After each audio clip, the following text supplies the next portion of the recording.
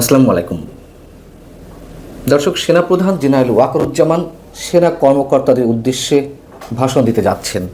কি বলবেন তিনি তার বক্তব্যে? নানান ধরনের গুঞ্জন শোনা যাচ্ছে এবং এও শোনা গেছে যে 18ই মে মার্কিন চার্জ দ্য অ্যাফেয়ার্স বাংলাদেশে নিযুক্ত ভারপ্রাপ্ত রাষ্ট্রদূত ট্রেসি অ্যান্ড জেকবসনের নেতৃত্বে মার্কিন অন্য দুই কূটনীতিক অর্থাৎ 3 সদস্যের একটি প্রতিনিধি দল সেনাপ্রধানের সঙ্গে দেখা করেছেন। তারা শেষবারের মতন, যতটুকু শোনা যাচ্ছে যে শেষবারের মতন তারা চেষ্টা করেছেন সেনাপ্রধানকে বোঝানোর জন্য যাতে রাখাইনের উদ্দেশ্যে জাতিসংঘের প্রস্তাবিত যে তথাকথিত মানবিক করিডোর দেওয়ার প্রস্তাব এসেছে সেটির সম্পর্কে তিনি যেন ইতিবাচক সিদ্ধান্ত নেন। এই 3 প্রতিনিধি দলের মধ্যে কে কে ছিলেন?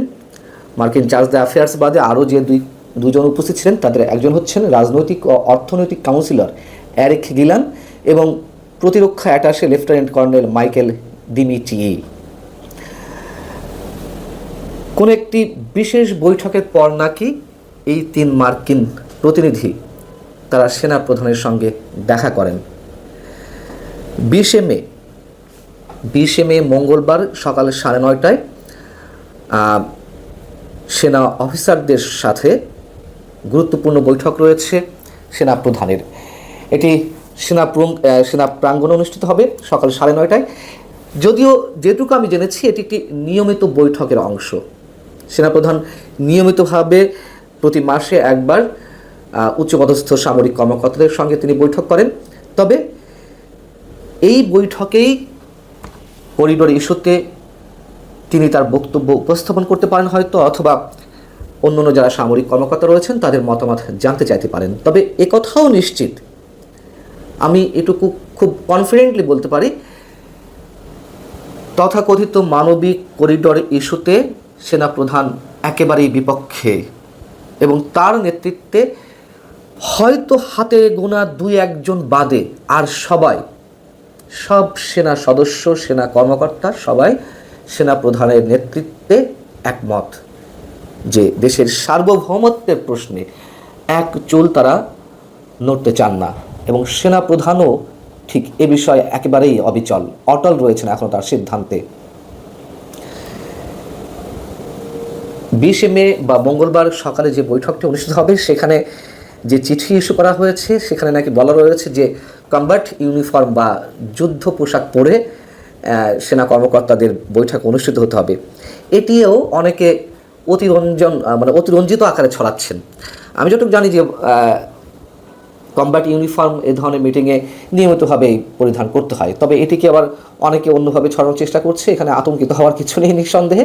তবে গুরুত্বপূর্ণ কোনো সিদ্ধান্ত আসতে পারে বা এই বিষয়ে গুরুত্বপূর্ণ কোনো বক্তব্য সেনাপ্রধান উপস্থাপন করতে পারেন এরকম শোনা যাচ্ছে। এবং যেটি বলছিলাম যে সেনার সদস্যদের প্রায় সবাই সেনাপ্রধানের নেতৃত্বে একমত এবং একই সঙ্গে নৌবাহিনী প্রধান এবং বিমান বাহিনীর প্রধান তারাও সেনাপ্রধান জেনারেল ওয়াকারুজ্জামানের সঙ্গে সম্পূর্ণ একমত।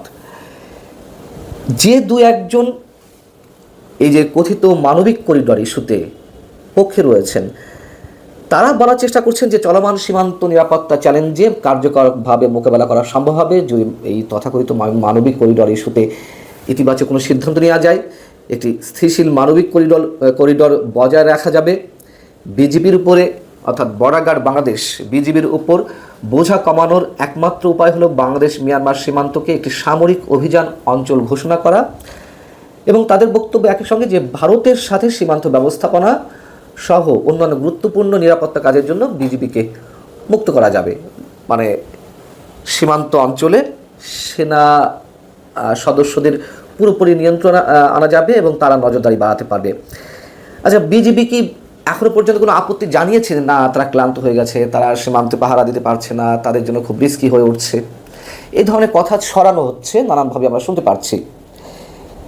পাশাপাশি শুরু থেকে বলে আসছি, এখনও বলছি, যদি এ ধরনের কোনো সিদ্ধান্ত সরকারের পক্ষ থেকে নেওয়া হয় সেক্ষেত্রে চীন, রাশিয়া, ভারত তারা অন্য ধরনের প্ল্যান নিয়ে বসে আছে। তারা কি করবে না করবে সব এরই মধ্যে সিদ্ধান্ত হয়ে গেছে এবং অবশ্যই এই রাষ্ট্রগুলোর স্বার্থ রয়েছে যার যার অন্যরকম গুরুত্বপূর্ণ স্বার্থ রয়েছে। সেখানে যুক্তরাষ্ট্র এসে বাগড়া দিবে, তারা তো আর নিশ্চয় খুব সহজে মেনে নেবে না। আমাদের অভ্যন্তরীণ পর্যায়ে আমাদের রাজনৈতিক দলগুলোর মধ্যে এখন সবচেয়ে বড় যে রাজনৈতিক দল বিএনপিও দাবি জানাচ্ছে, তারা বলছে এটি নির্বাচিত সরকারের সিদ্ধান্ত নিতে হবে। কোনোভাবেই অন্তর্বর্তী সরকার এই সিদ্ধান্ত নিতে পারে না, এটি অন্তর্বর্তী সরকারের কাজ নয়। যদিও সরকারের পক্ষ থেকে বলা হচ্ছে যে এই ধরনের সিদ্ধান্ত নেওয়া হলে রাজনৈতিক দলগুলোর সঙ্গে আলোচনা করা হবে, তার তো কোনো আলামত আমরা দেখছি না।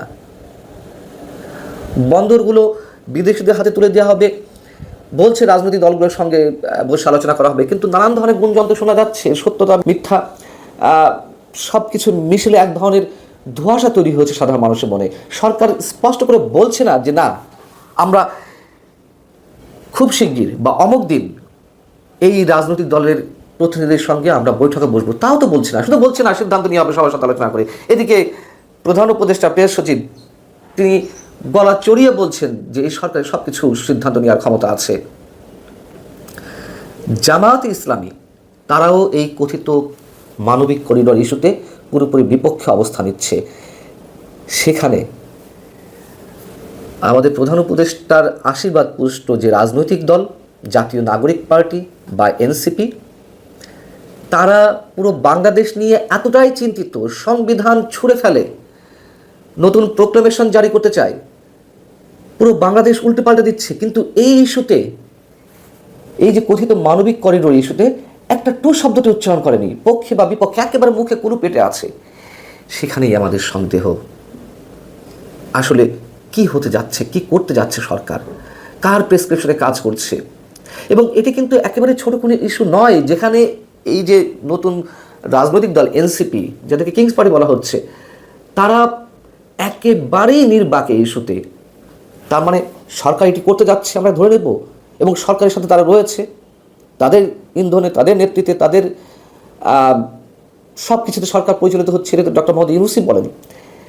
সেই তারা যখন কিছু বলছে না, অবশ্যই ডালমে কুচ কালা হে, কিছু একটা ঘটতে যাচ্ছে, এটি আমরা ধরে নিতেই পারি। কিন্তু শেষমেশ মানুষ কি মেনে নেবে, গ্রহণ করবে এগুলো?